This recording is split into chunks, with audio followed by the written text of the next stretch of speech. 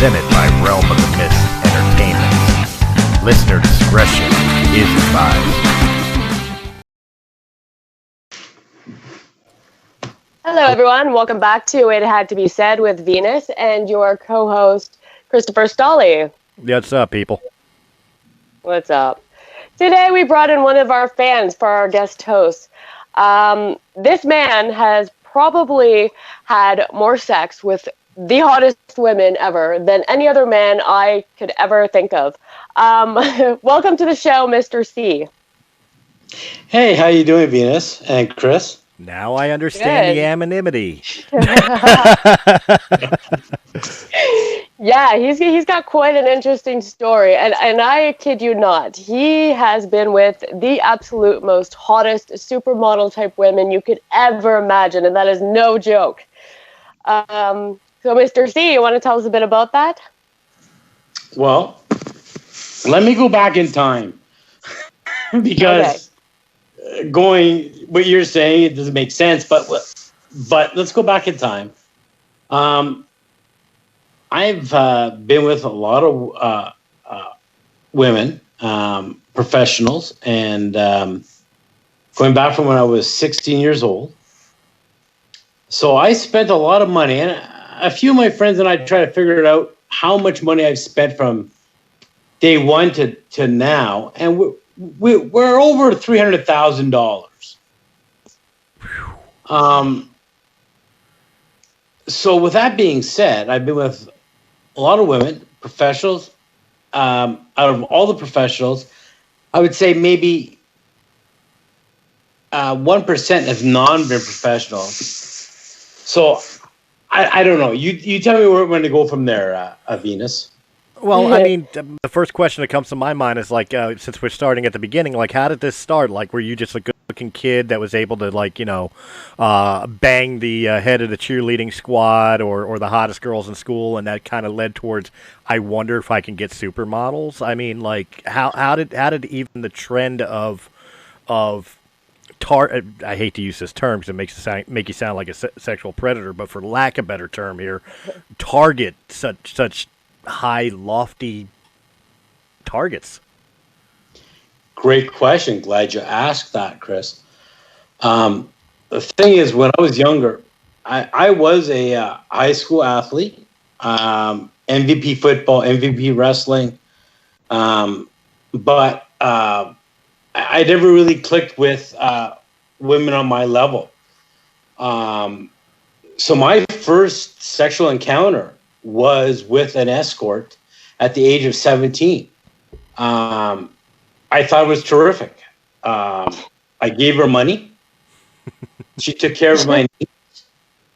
And no questions asked. It was fantastic.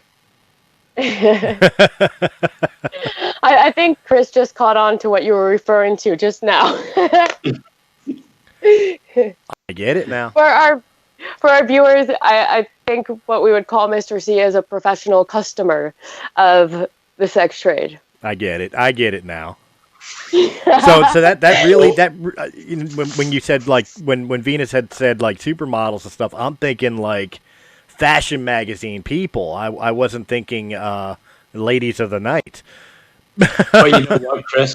I'll be honest with you. A lot of the ladies that I've been with supersedes any supermodels you've seen on TV. Oh, I know they're out there. I mean, not where I'm from. you see the ladies of the night in Philadelphia. Most of them look like, have you ever played the video game series Fallout?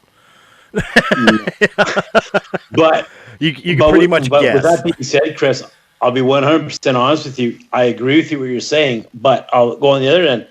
There are so many drop-dead gorgeous women out there that are professionals that that I was lucky enough to pay for, and to be fair, they don't see everyone they see either, and I was lucky enough to see some of them. But yeah, I'll put some things in a context here. I've been to 150 different strip clubs in my life.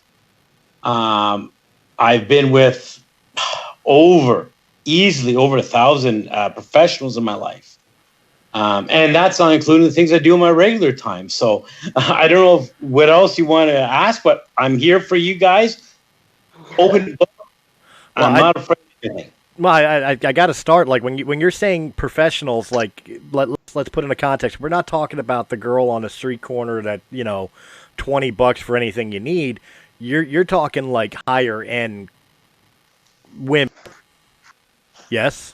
Chris, I've been with girls in Northern Ontario.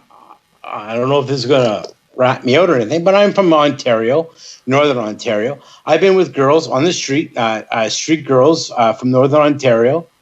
I've been with girls from street girls from Toronto who are, wow. Quick story. I seen a girl downtown Toronto back in my early 20s. She's wearing, I have addiction to thigh-high boots. I seen a girl with red thigh-high boots. There was a cop maybe 100 feet in front of her. I stopped and picked her up because she was that gorgeous. So I've been with a lot, and doesn't matter if it's a street girl or a high-end. Yes, I've been with them all. Well, I got to be fair here. I mean, from my limited experience with Canadian females, most that I've seen are drop dead gorgeous. Anyway, I mean, shit. Look at our host. Don't preach to the choir. But that's amazing to me. This all stemmed from your first experience with an escort. Yes. Oh, Mr. C has been to like Europe and has seen women in Europe as well. So my 150. You know what? I'm sorry, Venus, but I hate to cut you off. So let's just scream where my semen has spread, if you want to say. But I've been to South America, Europe, and I've been to every kind of strip club, brothel you could think of. I picked up every kind of woman from street to high-end brothels. Speaking to my buddies, we try to calculate how much I spent year to date. I'm over $300,000 in money I spent on ladies. And the overall appeal more than anything else is the fact that, like, they cater to your needs and then be on their way. There's no relationship attachments, no clinginess, or have you dealt with that with some of them? Maybe some of the professionals found you to be the one. I don't know. You know what? Great question, Chris. Wow, you're amazing with asking questions, but you're not wrong. Like, you know what? Over the years, I'll describe myself to everyone here, so everyone's listening. I'm an average-looking guy. I look like your Hell's Angel type of guy. I have a long goatee, shaved head. I look like a badass. Okay. But far from it. I have a very decent job. I make good money. I've always made good money. I've always had high management level jobs. The intrigue with me with women is starting from when I'll call it when I was 16, is that I was turned down once in my high school from a girl I really liked. I asked her out. She said no because she wanted to go with a hockey player, which I was a football player. It hurt, and I never liked it, and so therefore I never wanted it to happen again. So I started my road down the professional route. And I want people that are listening to understand this. Like, in no way, shape, or form are Venus and I down on this. I mean, I've made this as a joke on numerous of our shows, but I've always compared dating to prostitution anyway. The only difference is after the money's spent with a hooker, you know how the night's going to end. Where dating, you're still kind of playing the odds. You spend the same amount of money, and you may walk away with nothing more than a hug and a kiss on the cheek. So I mean, to me, dating has always been legalized prostitution anyway. But I mean, it's just amazing to me. Like you aren't out looking for love. You're just out looking. You're not looking for Mrs. Right. You're looking for Mrs. Right now. You know what? You're totally right, Chris. And I'll tell you this. Going forward, I could, and you know, this whole podcast is on being quiet and professional. But you know what? I can name you a few girls that are professional that are still close personal friends of mine that we've met. It went from, you know what, having sex on a regular basis, which I'm paying, of course, right? Because that's what we're doing, to being good friends. And it's the biggest thing I've always said. I've always wanted to write a book, and I'm going to be honest with you, is The Gentleman's Guide to Gentlemen's Clubs Etiquette. Because if you show the women, doesn't matter if they're a professional or not, they're still a woman and they still need respect. And I always truly show them respect. I will stand when I meet you. I will give you my name. I will give the ultimate courtesy.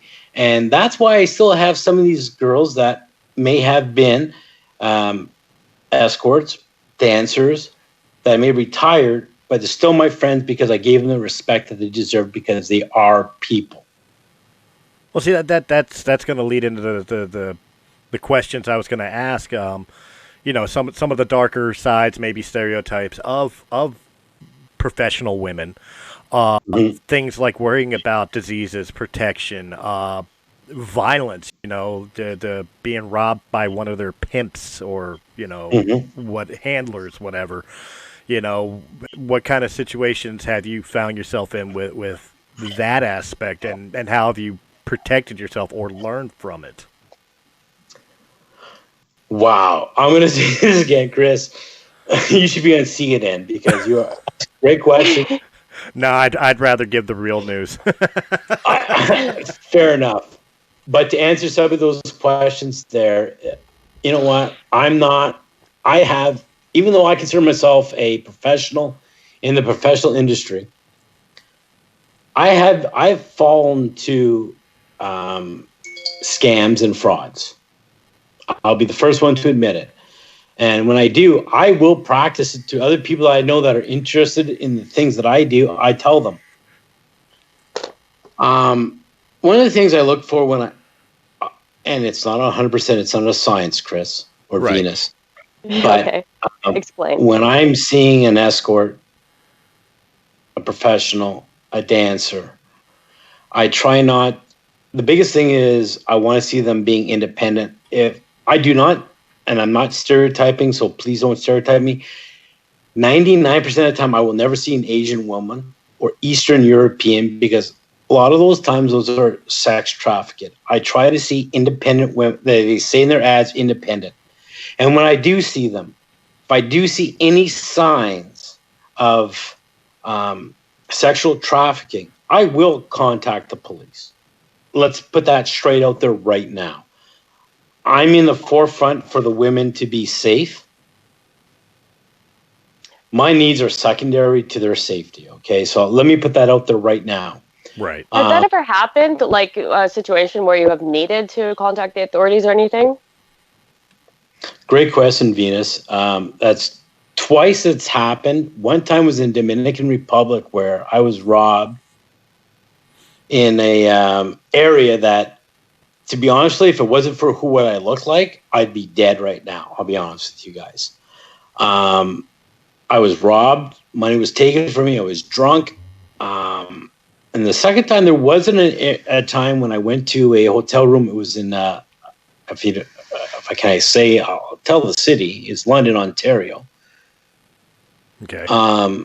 Went to a hotel room, and when I went there, I walked in, and it was not what I expected, and I walked out. I did call the police, but I do not know what happened after that, and I'll be honest with you guys.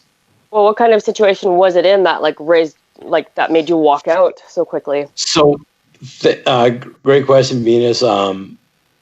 it is hard for me to talk about because this was the first time that I seen it. And like I mentioned to you, I've been around a long time. Walked in, I seen this lady. Her ad was, Canadian, blonde, independent. So when I see independent, I kind of go towards that. When I walked in, I seen bruises on her shoulders and on her thighs. And I said, everything okay in this room? And she was, yeah. I said, well, you don't look okay. And she looked frazzled, blah, blah, blah. And she said, no, everything is fine. It just didn't click with me. I walked out and I did call 911. And once again, I don't know what happened from it because as a 911 caller, they didn't ask my name and I didn't give it. But anyways, that did happen. And it frazzled me a lot. In those situations, did you question?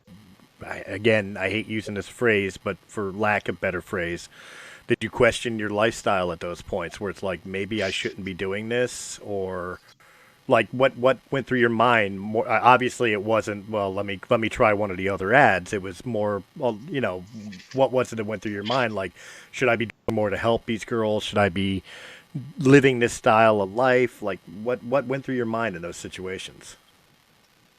Chris, great question again. Once again, seeing it would be honored for you. But you know what? I've never questioned my lifestyle. The thing is, with that situation, I'm far from perfect. I kind of figure when I see ads on, I'm not going to mention the websites, but the websites that I do see them on, I thought I'm a pretty good character by judging the pictures, the ads, and if they are real or are they trafficked. I'm pretty good at that. I thought I was. So with your question is, I never thought about changing my lifestyle, but it really made me think that I will never put a girl in jeopardy.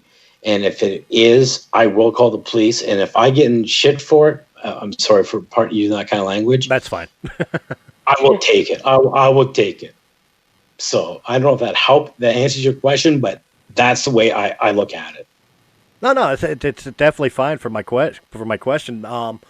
See, I'm fascinated by this because like I'm one of those people. I guess I lived by the stigma of the working girl. Like obviously I know they're human beings, and like if a girl came up to my car in the rain and asked $20 for anything I wanted, I would give her $20 and tell her to go get a meal. Like I wouldn't want to be intimate with that person because of to me it just I guess upbringing or whatever, programming. It's like not my style, but I still would try to help person out, you know what I mean, in some way, shape, or form. So I mean, this is fascinating to me, and it raises so many different questions that I have, and I don't want to take over Venus's show here. It's her show. I'm sure she's got plenty of questions too. It's fine. I'm sure lots of people have questions. Chris, it's all our show, so ask any question you want. I don't know if I can answer by me just telling you my stories, but if you have questions you want to answer, I'll answer anything 100% honestly. So go ahead. Well, I think I got 3 questions before like I mute my mic and let Venus have her show. Okay. And I can rapid fire them, and you can answer them however you want. Obviously, the first thing that comes to mind is the book you were talking about. I think that's an excellent idea because there are a lot of people who seek the comfort of a professional girl, whether it's a street walker or somebody in an ad. So I think tips and I don't want to use the term tricks, but tips and guidelines. That's a nice title. Tips and tricks. But not bad. Tips and guidelines. My royalties are gone now. Thank you. To help in that field might be a smart thing. It's just something you've seriously considered looking into. Question 2 is you were talking about how like you're pretty good at picking at the ads and all that. In this day and age, people get scammed all the time. on Facebook by people claiming to be friends of people or whatever, or somebody you thought was interesting, and it turns out they're, just trying to either get you to some website or the scammers out there. Are you pretty good at those as well? And then number 3, the final question I'll throw out there is, has this led to aspirations to something else, like maybe, I don't know, film industry, where you could get paid to do what you're doing? Great questions, Chris. I want to start with answer question number 1, I believe.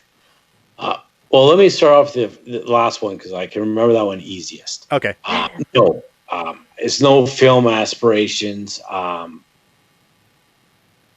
If someone offered me money to do a film, I would. But one of the things I've done is, especially in this COVID-19 world, is that I am renting out, and I'm not going to give no numbers or anything else, but silicone sex dolls to help out people in this, so they don't have to go to see real people. Right. It's just that I think in this climate, I think that it's going to help out. So I have no aspirations for film or anything else.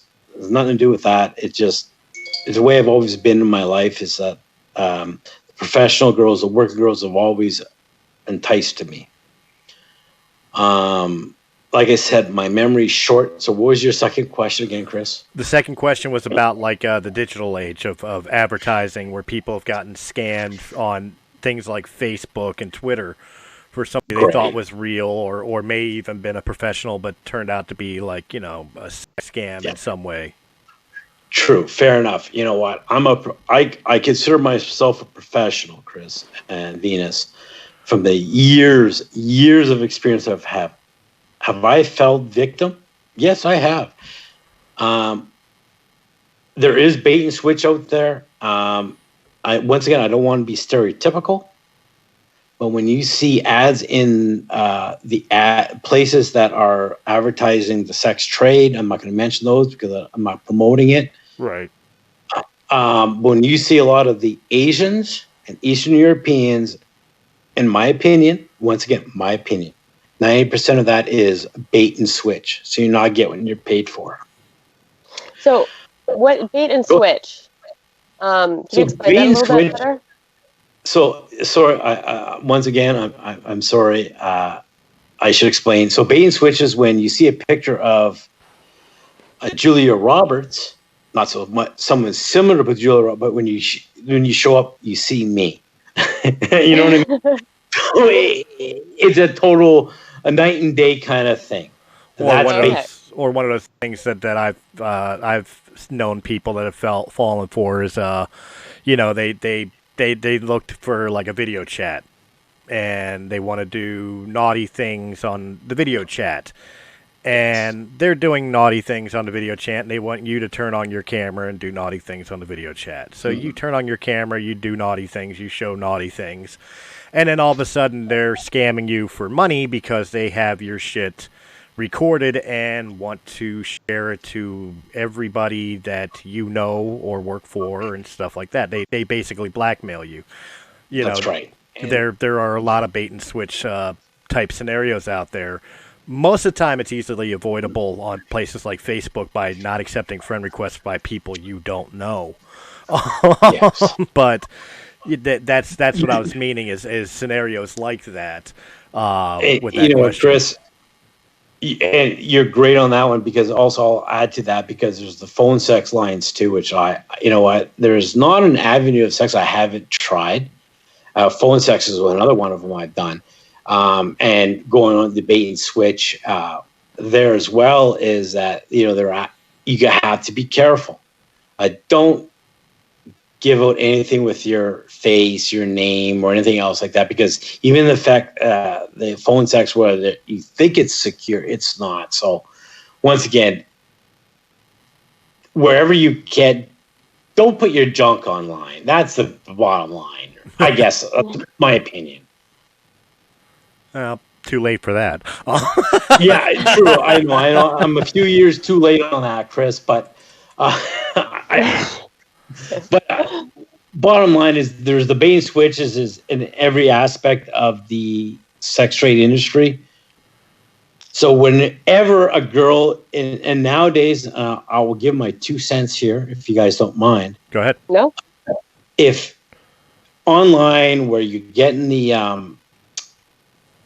the advertisements are from, doesn't matter what website or wherever, if they're asking you to do a money deposit, don't, because it is a scam. If they're asking you to give you money ahead of time, it's a scam. So please don't. Mm-hmm. If you're going to meet a professional, you meet them up in person, you give your money in person. Do not e-transfer money because it is a scam. I'd like to say that. I was going to say... Is this from experience, you know? I will speak from experience. Yes, Venus, thank you. I have in the past e-trans, and I kind of knew it was going to be a scam, but I said, you know what? For $50, I'm going to try.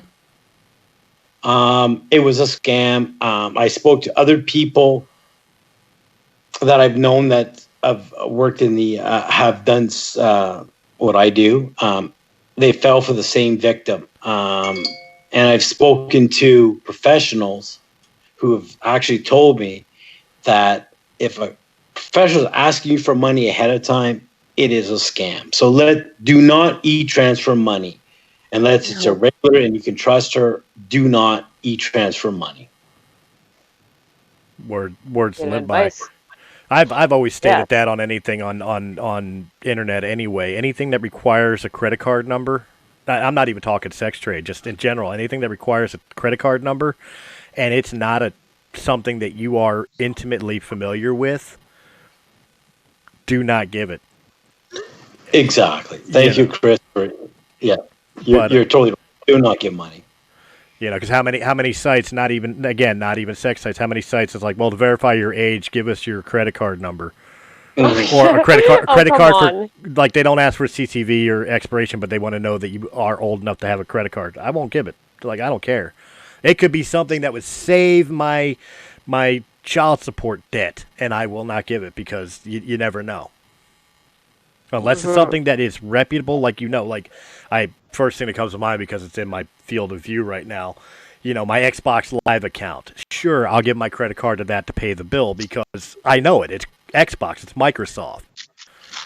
But, it's trusted for the most part.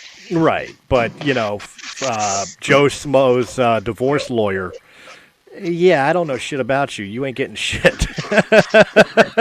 Yeah. It's just words to live by. See, I've actually come across some ads on Facebook.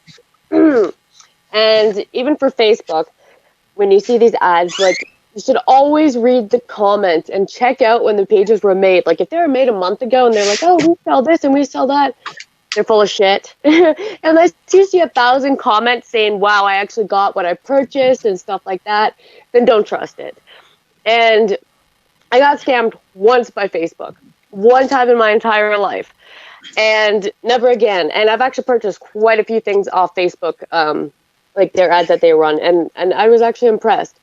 So, always use protection. And your protection for these type of things would be to check out the reviews and, like, their credibility beforehand. Hey, you're not wrong because, like, with me running this company, a lot of what we do for podcasting for promotion is through social medias, through Twitter, through Facebook, and the like.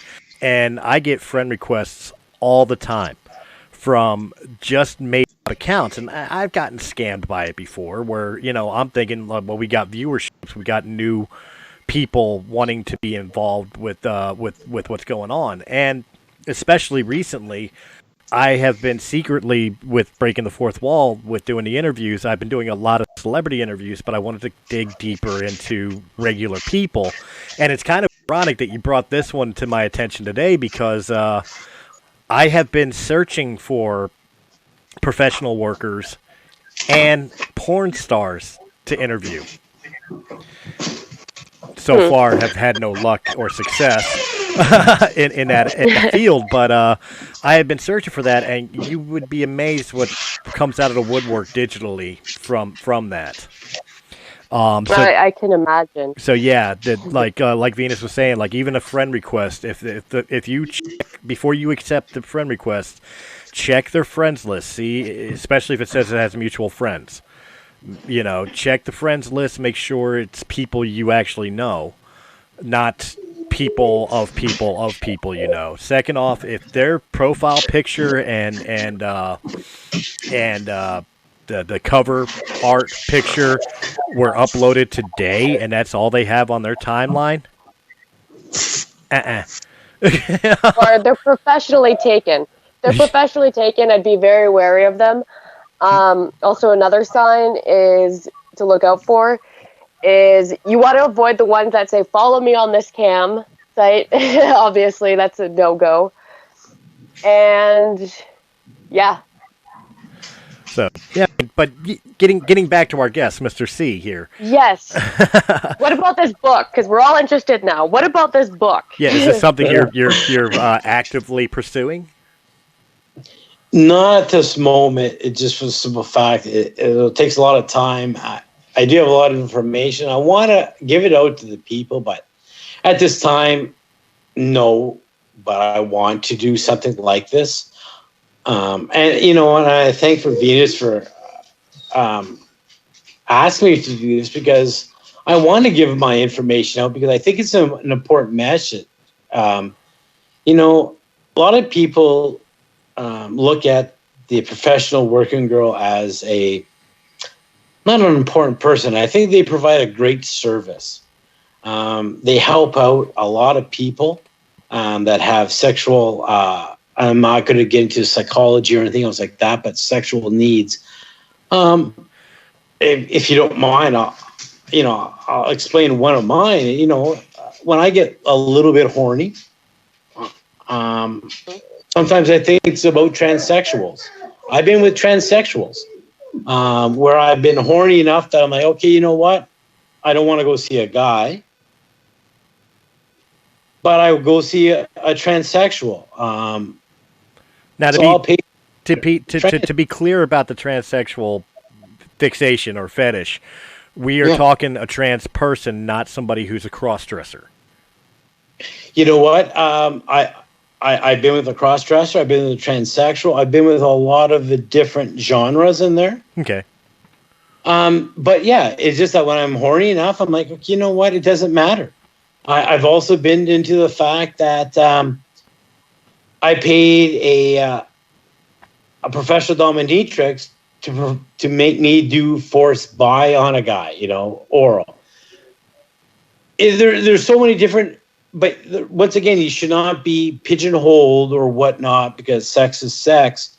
There are people out there to help you out with that, so don't put them in that genre as someone not to help you. Maybe I'm being that guy saying they're there to help you, but yeah, I believe a lot of the professional women out there can help you with your fetishes and your needs. It's certainly a healthier way than you know, some people who usually have, and I'm not saying yours are, but more obscure fetishes that they can't find that need in a normal person, so they go out and rape or harm. So yeah, it's definitely a better way to handle the situation. Is every kink has a person who's into it. So I mean, you know, find the right person. You know, and you're totally right, Chris. And I'll say this: I don't know if I'm allowed to say this on here, but I know I'll go back to the phone sex lines. Back in the day, years ago, I'm talking about maybe 15 years ago. I remember talking to a phone sex operator. Great girl. We actually became friends. So we talked after the sessions and whatnot. But one of the biggest things is, and she did call the police, or in that case, the FBI, because she was American and it was in California. But that guys had pedophilia aspirations. If she felt that it went too far, she'd call the FBI. you need an outlet. Some people need an outlet, whatnot. But at the same time, these girls have to protect themselves and everybody else. I congratulate her for doing that as well. Oh, absolutely. Understand in this show for Realm of the Mist in general, not to interrupt you, Mr. C, for this show and Realm of the Mist in general, although we are open to all forms of discussion, and we are, especially in this type of conversation, we're open to all formats of sexuality. But to Realm of the Mist Entertainment, pedophilia is not a sexuality. Pedophilia is a disease. Mm-hmm. Yeah, no, I agree.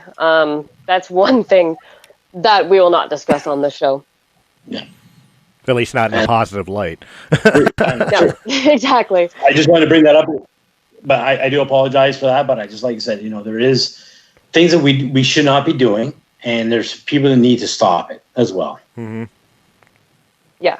And that being probably one of the only ones. Yeah. I mean, besides eating babies and drinking their blood and adrenochrome and all that other stuff, yeah, you pedophiles need to stop it. So, where are we at now? Well, now the floor, ironically, on the show, the floor is yours. I've run out of questions for now. You have. I think everyone's listening to this right now and just thinking, like, wow, Mr. C, like, you are the man, just, like, living the fucking daydream of every man. I mean, hot women, sex as you please, whatever kind of sex you can imagine, I guess. Like, how do you feel about that?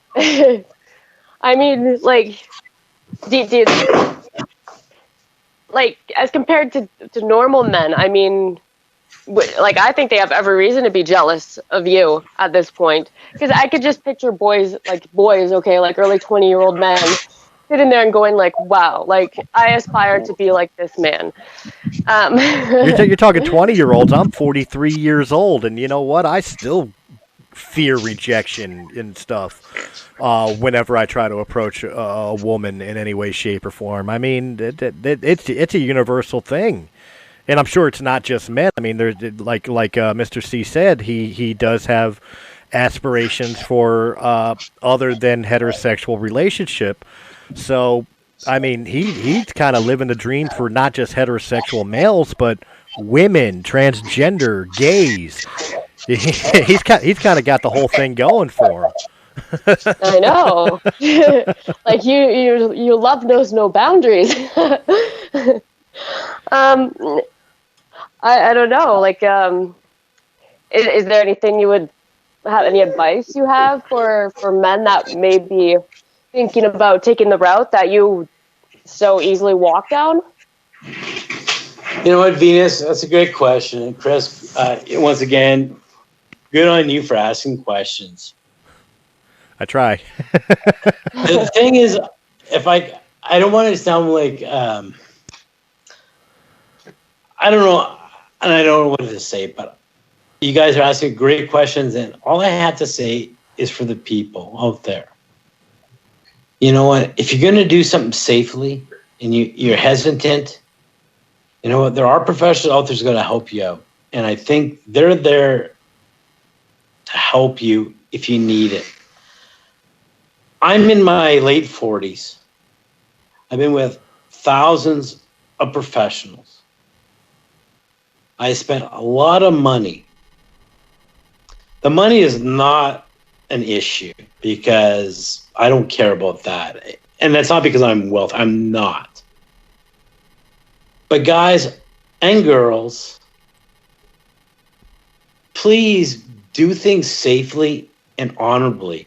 There are people that are going to help you. I don't want to sound like a cliche. I don't want to sound like a douchebag, but please, people, if you're going to do something, there are people that are going to help you. Look, yeah. Maybe that's, I don't know if I'm answering the questions, but that's my thought on that. I don't know. Well, like you said, there's people out there to help you. How do you find those particular ones and not just the ones that are out for a paycheck or like we discussed earlier, the ones that are kind of there against their will in a way? Unfortunately, Chris, that is a trial by error because there's no science to it. you have to know what you look for. Maybe that word, be doing a website or a book will help out but there is no science right now behind it. When you look at an ad on MrC.com or blog.com, that you can pick out that there's nothing that's going to tell you. Maybe there's needs to be more education, because maybe the government. Let me throw in the governments here for a second. Sure. All right. The internet loves the government conspiracies. Maybe the governments need to start saying, you know what, guys, if it doesn't have this criteria, you cannot say it. Therefore, then it's not true. I don't know, folks. But at the end of the day, you have to do things safely, and you have to use common sense. And I know truly nowadays people don't have a common sense. And I do apologize for that, but they don't. You need, I don't know. I do apologize. That's maybe, sorry. Well, no, but to dig deeper into the protecting yourself statement, like recommendations that you would give people who are doing this, like obviously wear a condom is number one high priority. But I mean, like, what other type of precautions could somebody take with a working person that maybe it's their first time with, or whether it's the first time with that particular working person or it's the first time in general? What are some of the recommendations you would give somebody on their first time to protect themselves? Okay, so a great question, Chris. Thanks for asking that, because that makes me think on a whole lot different level, because I can tell you what I do on a regular basis. It's not going to do what anyone else does, right? Right. So, great question. So basically, let's start from the beginning. If they're going to ask for money up front, stay away. If you do go to the area, you do make a date with the male or female or whatever you're choosing to do. One of the things I look for is the location they're in. If it's in a really low seed area, low seed, I mean, low, not a sketchy area. I mean, a sketchy area, don't go. If it's in a hotel, which is a decent hotel, you get the room number, verify that room number. So a lot of the professionals, well, when you show up to the hotel that they're working out of, they'll give you the hotel number there. What I do is also, when they give me the room number, I will call that hotel and ask for that room number, see if they answer. Okay. It's a little bit extra work on your part, but then again, you're not going to get into the position where you don't want to be in. Right. Mm-hmm. Another thing I look for when I go into a room, and so let's verify it. I've checked out the room. They answered. Everything is copacetic so far. I get to the room. I get into the room and I look and I see a pair of men's shoes. And it's a woman that I'm supposed to be seeing. It puts my hairs on the neck, and I step out. Because there again, that could be what you call the badger, where you're going to see a girl, and the guy comes out and robs you. So when I see paraphernalia in a room, I kind of back off as well. There's another thing I look for.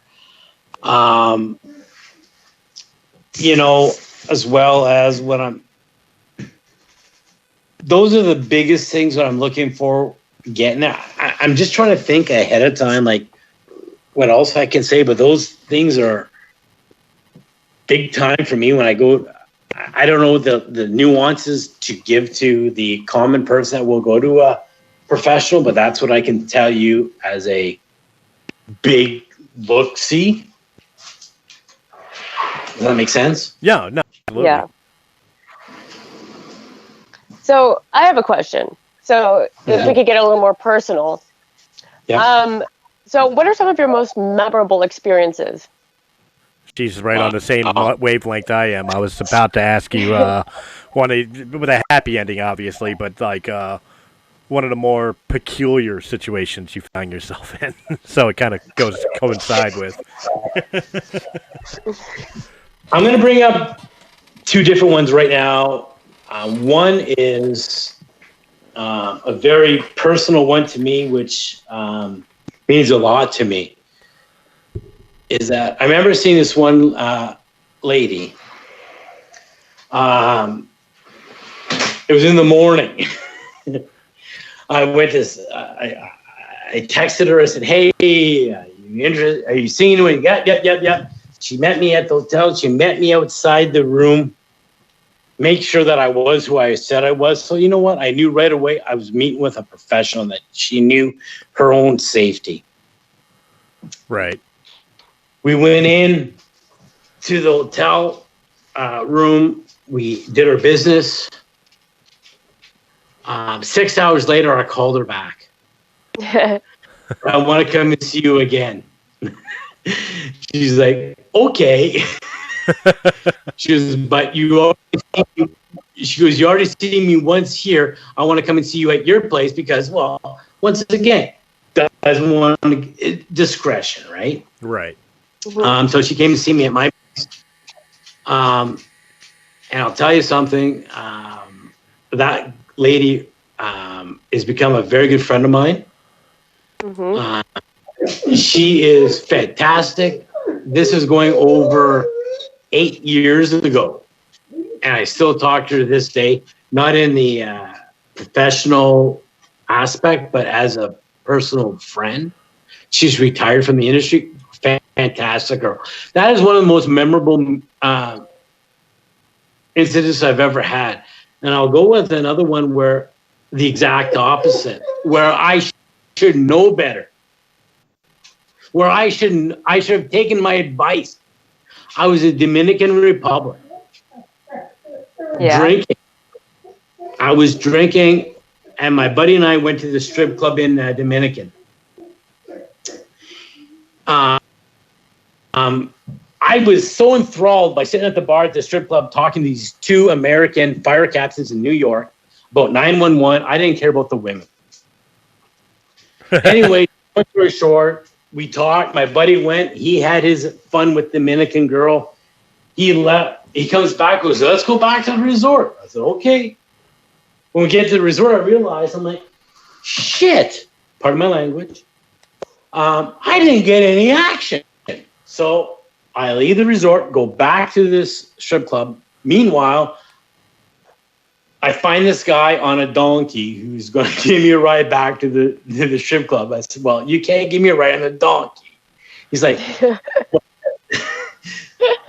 he pulls me into this little area. He hops on this motorbike. I get on the back of the motorbike. We go to the strip club. I go get my rocks off. Now, I'm drunk, having a great time. He's like, hey, do you still want to party? And of course I want to party. I'm Canadian. He takes me to this place. I do know where it is to this day because I ran into it after. Anyways, he takes me to this bar. He goes, whatever you want, your beer is free. Just pay me afterwards. If any girl you want in here, just take her. Blah, blah, blah. So anyways, I see this hot girl. I'm like, yeah, I like that one. She's like, okay. So she grabs me, takes me down these back stairs in the back of the bush. Anyways, long story short, I leave. I said, okay, I'm ready to go back to the resort. I give him money. Next morning, I wake up and my buddy and I go down to the beach. I said, well, let's go do this. I go count my money. I'm $800 short. Oh. They were smart. They didn't take all my money.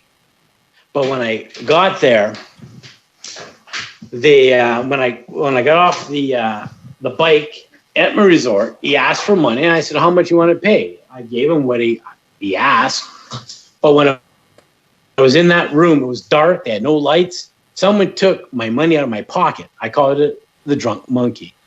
The thing was, they took money out of my pocket that I wouldn't realize it. And the time I got back to my apartment, I paid the guy. So anyways, and then I lost $1,000 that night. So there's two extremes. One that I met a really nice girl that we're still friends to this day, and I appreciate everything she does. And secondly, here's another opposite where I lost $1,000 where I should know better, and I lost it. I don't know. Does that answer your questions, Venus? Yes. Those sound like definite memorable experiences to me. I have a follow-up. Go ahead. Your friend, the one that started out as a professional service and has become a good friend, even though she's retired, is she still providing you service?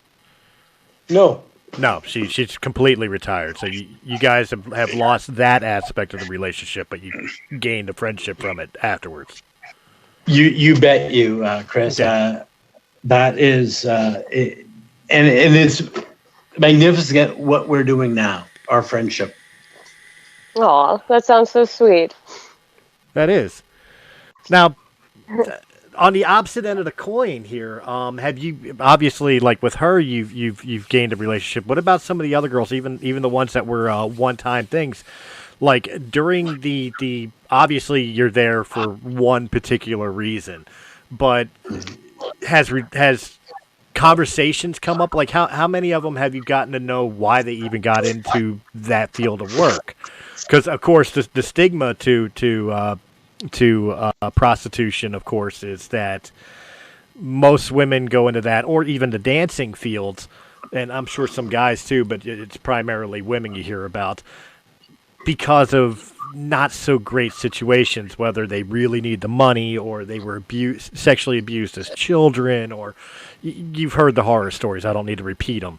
But, I mean, how many of them have you gotten to know in that aspect where it's like, maybe it's not so much that? That's a great question again, Chris. Okay, you're going to be I'm going to call you Barbara Walters because you're doing a great job. But,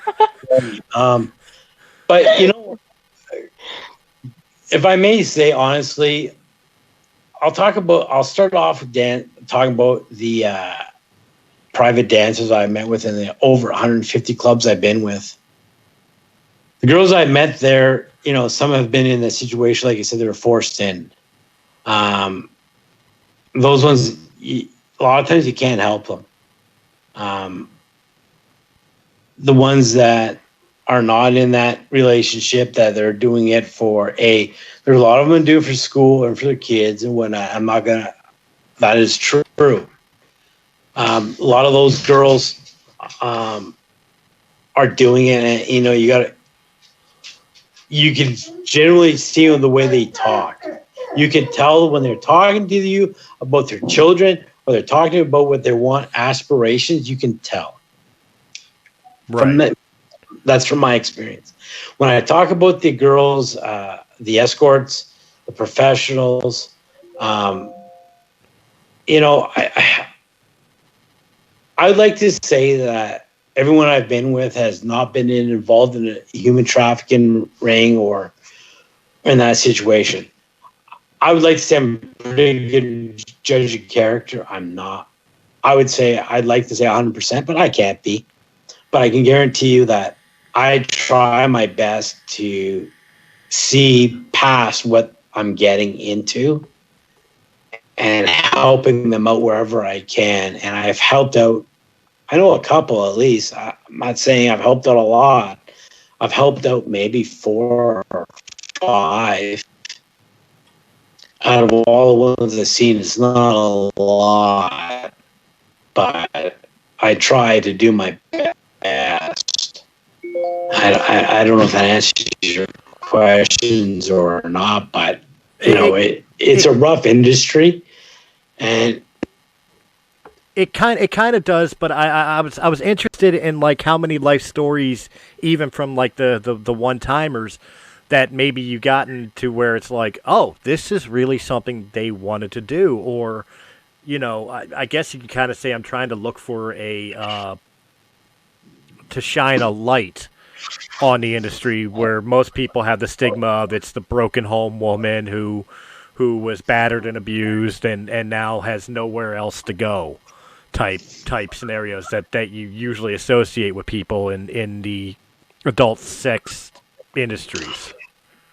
Yeah, so like how many wanted to be there? Yeah. You know, okay, to be honest with you, I can't answer that question. With all the ones I've been with, I could say I could count on, I could say at least 70, 80 of them probably didn't. I would like to say all of them are in that situation. Right. But without knowing 100% sure, because there is a huge industry in sex trafficking, I can't be 100% sure. It's over $1 billion a year industry. I can't be on the safe side and say, well, all the girls I've been to is not involved in that. I wish I could say, you know, I know when I was in Ecuador, going to the chongos in Ecuador, which are legalized brothels, you pay $3 to get in, $20 to the girl, American, $5 to the maid that's looking after the rooms upstairs, and you tip the girl whatever. The bottom line is, what I looked at when I was there was, who was a girl looking at? If she was hanging around with people before I seen her, then I wouldn't go near, because I figured she has a pimp and whatnot. I'm not saying I'm 100% that every girl I've been with has not been with a pimp. I guarantee you that's not true. But I do my best to try not to find a girl that was a pimp and she's doing it because she wants to, and she wants to make the money for her family or whatever she's doing it for. Right. I don't know if that answers any questions either. No, that's fine. I obviously I knew you couldn't speak for the industry at large. I was meaning from your own personal experiences. Mm-hmm. You know, so but that works out fine. Yeah. Venus, anything from you? Because I have another one forming, but I'm trying to figure out the best way to word it. So go ahead. No, I'm still just waiting for this book. I'll be the first customer to actually buy this book when it comes out. It sounds pretty exciting. And especially to hear, like, we see shows all the time, like, after porn, and, you know, we have porn stars' Instagrams and Snapchats, and we can see what they're doing in their lives and stuff and whatnot. But from a customer's point of view, it's pretty refreshing. That brings up a very interesting point, Venus. If you were able to do this book, what kind of format would you do it? Would it literally just be a guide to how to pick up professional sex workers, or would it be more of like an autobiography, maybe even anecdotal to some experiences? Like, how would you envision doing this book? That's a great question. You know what? I would basically do maybe a bit from column A, and column B is the fact that I would like to do it so people would know how to treat a professional worker. Because you know what? One of my biggest pet peeves when I go to a gentleman's club and I see guys in there, they're assholes. You know what? My biggest thing, and I've told this to hundreds of guys, when a dancer comes to you, stand up when they introduce yourself. Don't sit down like a lump on a log. Stand up, show that you have some kind of balls. I would like to have it so that you have some etiquette to dance, because you know what? A lot of guys think that because you're an escort or you're a dancer or this, there's not. No, you guys, they need respect. And I would like to show that, and I would like to explain that in my memoirs or my book or my documentary, whatever they call it these days. Yeah, I would like to show what to do to show respect for everybody. See, it's funny. It's funny you say that. It's because, like, I'm sitting there thinking, like, another book title is "Putting the Gentleman in Gentleman's Club," but but I mean, like, it's reminding me of a particular instance that I went through. I was really bummed out from a loss of relationship. I just really wasn't in the mood for anything, and a buddy of mine tried to cheer me up, and he wanted to go to a strip club. This is in Colorado, by the way, for people listening. So the people listening, they know I'm from Philadelphia, but I was in Colorado at the time. My friend took me to the strip club. I didn't even want to go. Like, I'm not a frequenter of strip clubs all that much to begin with. But, like, he's sitting there, he's hooting and hollering, he's tipping, and, you know, like some of the girls would have games where while they're dancing, they would pull down their G-string, and you got to try to throw a dollar bill into it like a basketball game. Instead, he was doing that. He was having a blast. And, of course, when they're done, the girls usually come out and will walk around the bar or whatever to gain additional tips. I remember this one particular girl, and I would say I hate to be mean about it, but she was probably like one of the day shift workers. Is the best way to describe her. She's not one of your all-time like pinup model type girls. But she was friendly enough, and she came up to me, and I didn't stand up. I didn't know that etiquette. But she noticed that I was just playing with my phone. I wasn't even paying attention to what she was doing or anything else. And she came up to me, asked me if I was okay, you know, and I told her, like, I'm just going through a bad breakup, and I really don't want to be here, you know, type deal. I'd rather be home brooding, you know, all the deal. And she says, oh, that's too bad. And I gave her a tip, and I didn't stick it in her G-string or in her bra or anything else. I just handed it to her. You know, she offered the G-string thing, and I said, no, here you go. Just take it, you know. And she walked on, and after she did her circuit, she came back and had a 35-minute conversation with me about video games. Just sat there and bullshitted with me. They are still human beings. You're right. You're right on that.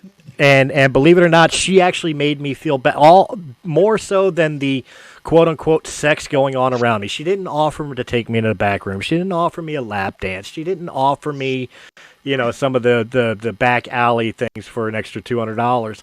She simply just sat there and offered me a shoulder to talk to, an ear to talk to, and a shoulder to lay on. She didn't have to do that. She did. You know what, Chris, I'll tell you right now, and I should have said this earlier. Out of the 150 strip clubs I've been to,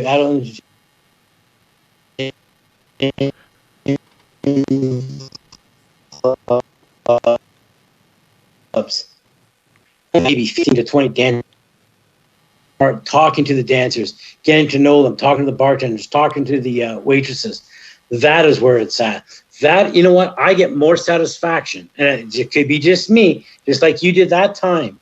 I get more satisfaction of talking to a woman than getting my little pee-pee stroked or anything else. And you know what? You were totally right on that, and that's happened more times than not. So you know what? Thank you for talking about that. Yes, I could talk about all the times that I've had satisfaction at a club, but more times than not, it's been me standing at the bar talking to a dancer, talking to the waitress, talking to the bartender, because those women know what the deal is. You learn more life from places like that. Learn more about life. Like, I've always said this before too, like with people who like to go out to clubs, like dancing clubs or really noisy bars, and I prefer the hole in the wall. I'm the type of person, I'd rather go to the neighborhood bar and listen to the old guy tell me his life story, because I'll learn more there. You say you're from Philadelphia, correct? Yes. Area? Pennsylvania? Yeah. So, if I may say, Pennsylvania, they have it's a drought county in a lot of places, and they have bring your own beers through the strip clubs. Mm-hmm. You're aware of that? Yes, I know they have some rules. Again, I'm not a frequenter, but they have certain gentlemen's clubs where if they have alcohol, the dancers can only strip down to their G-strings, their underwear. Yes. Topless allowed, but no bottomless. The bottomless clubs or the full nude clubs are dry or at best bring your own. Yeah. So I used to go to, I don't know if you know or familiar with Carlisle, Pennsylvania. They have a huge car show there. Mm-hmm. My buddies and I used to go down to Carlisle, and that's where one of my best adult entertainment clubs is that we had a cooler of beer because we're Canadian. Probably we had close to 110 cans of beer in our cooler. We showed up to this club just outside of Carlisle, and they let us. We paid $10 each to get in, and we're allowed to bring in our cooler of 110 beers. Right. Astonished. And I'm like, there was like maybe 6 girls in the club. None of us wanted any dances, but because of the price, because we didn't have to pay for a beer, each girl got like $100 from us. All they had to do was do nothing because we didn't want nothing. We just wanted. We were happy. We were drinking our beer for free. There's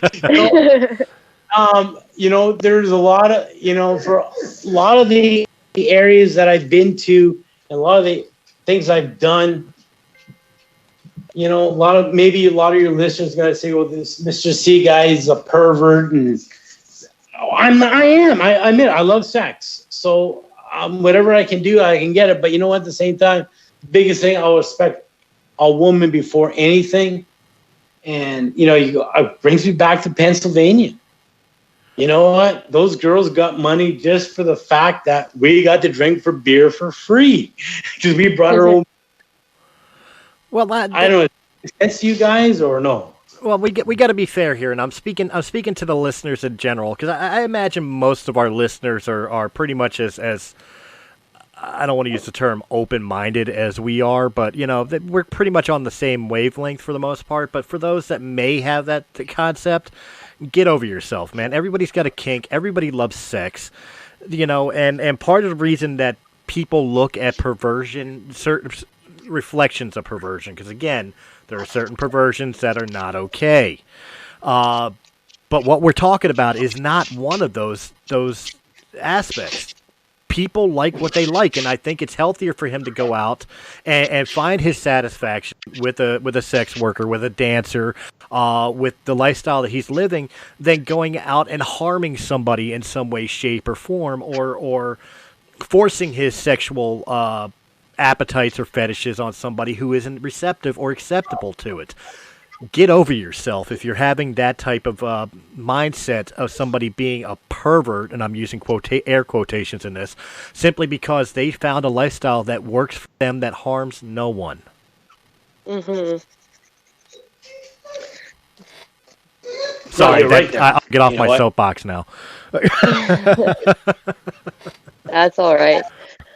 Oh. Well, I think that pretty much wraps up our show for today. We can always do a part 2 of this because this is pretty fun and interesting. It is. A whole new perspective on things. Maybe we could talk your friend into coming on.